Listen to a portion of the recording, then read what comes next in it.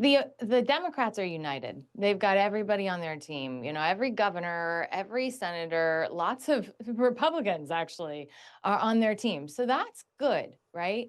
But they have to get the people to believe in Kamala Harris. And there's going to be negative things. There's doubts. There's always those terrible, divisive components of who are trying to divide us. And look, they're imperfect. I thought Mrs. Obama was so fantastic when she said Kamala Harris and Tim Walz are not going to be perfect because no one's perfect. And sometimes we expect perfect. They're going to mess up.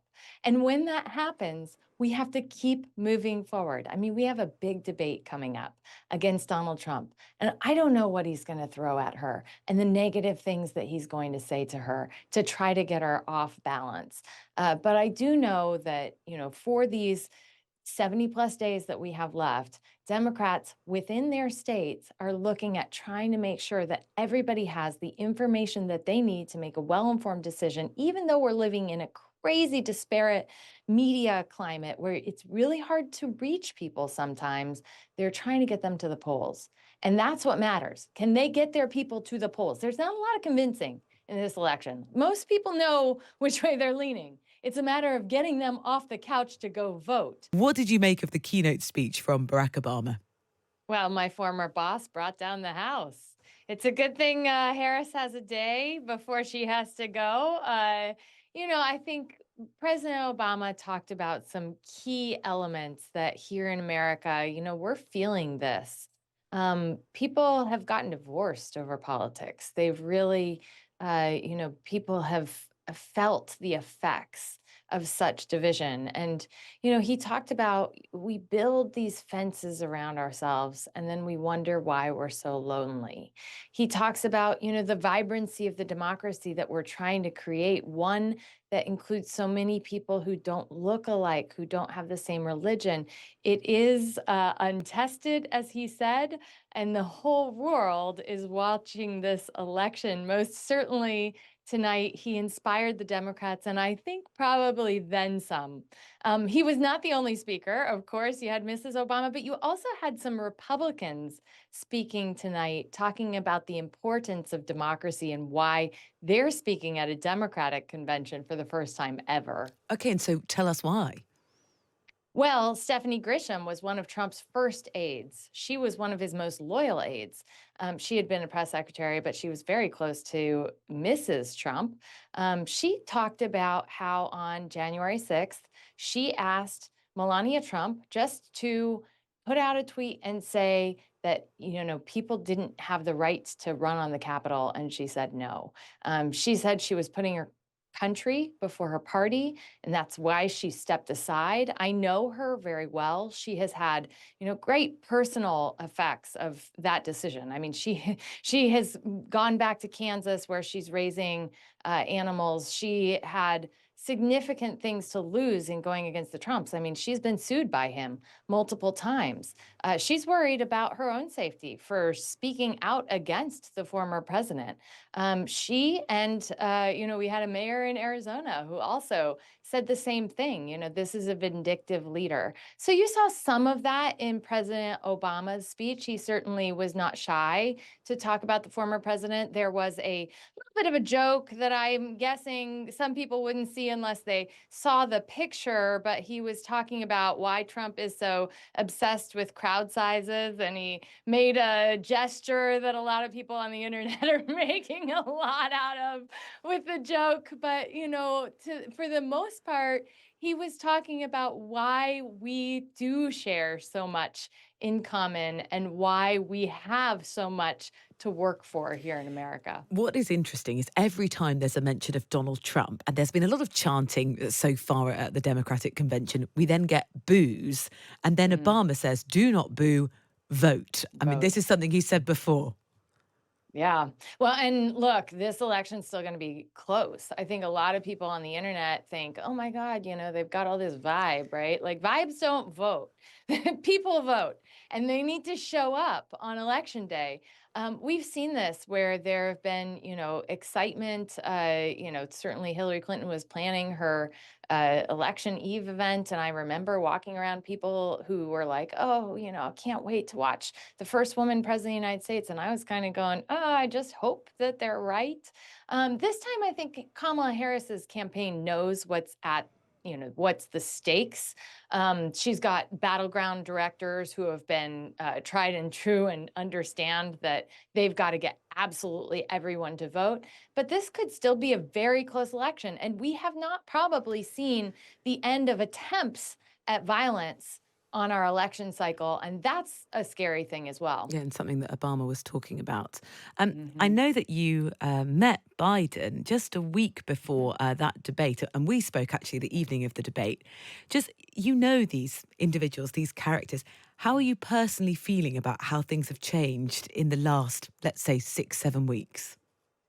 Well, Kamala Harris, she supported President Obama early. She was in Iowa with all of us over New Year's Eve, knocking doors. So she's kind of part of the same orbit. And she has served Joe Biden diligently as his vice president, taking on probably the most unenviable tasks. It's like she was like, I think Joe Biden was like, well, I got the hard stuff, so you're going to get the hard stuff.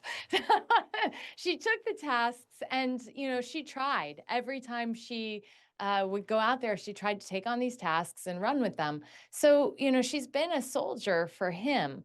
I think you're seeing now, there was so much frustration in that debate, and rightfully so, because we needed a leader who could really define the case against Donald Trump. And now you're seeing so many people show up and define that case against Donald Trump. There were also other people. Doug Emhoff, her husband, talked about why she's so important to go against Trump tonight. Now, there's a lot of, this happens in conventions. You got to build up the nominee. So we're building towards, Tim Waltz tonight, we were talking about his shirts. He clearly does not have political consultants picking out his wardrobe. That was another funny joke of my former bosses.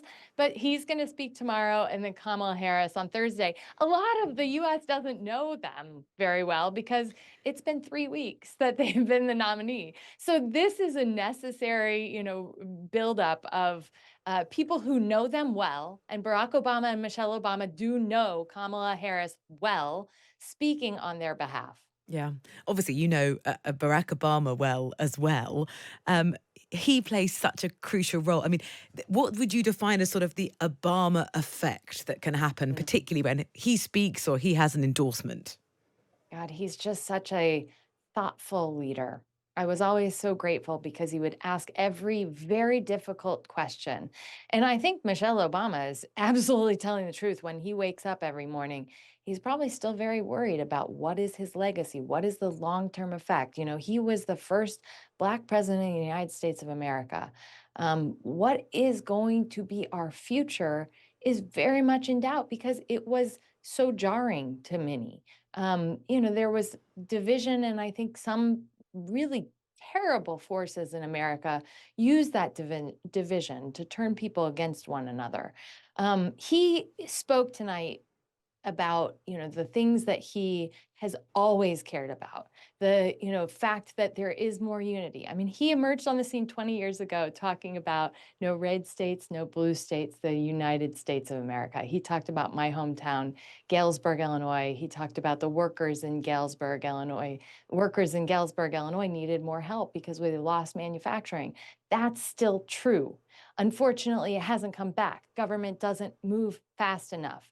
And so he's trying to make the case for why this is going to take longer than one term. It's going to take generational change, and we may see the benefits most pronounced for our children's generation and not necessarily ours. Joanna, what are your concerns or fears about the 77 days ahead? I mean, the Obamas both saying, the work starts now. We've got quite a lot of it to do. Yeah.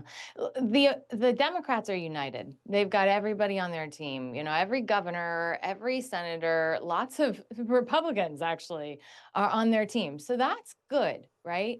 But they have to get the people to believe in Kamala Harris. And there's going to be negative things. There's doubts. There's always those terrible, divisive components of who are trying to divide us. And look, they're imperfect. I thought Mrs. Obama was so fantastic when she said Kamala Harris and Tim Walz are not going to be perfect because no one's perfect. And sometimes we expect perfect. They're going to mess up. And when that happens, we have to keep moving forward. I mean, we have a big debate coming up against Donald Trump, and I don't know what he's going to throw at her and the negative things that he's going to say to her to try to get her off balance. But I do know that, for these 70 plus days that we have left, Democrats within their states are looking at trying to make sure that everybody has the information that they need to make a well-informed decision, even though we're living in a crazy disparate media climate where it's really hard to reach people sometimes. They're trying to get them to the polls. And that's what matters. Can they get their people to the polls? There's not a lot of convincing in this election. Most people know which way they're leaning. It's a matter of getting them off the couch to go vote.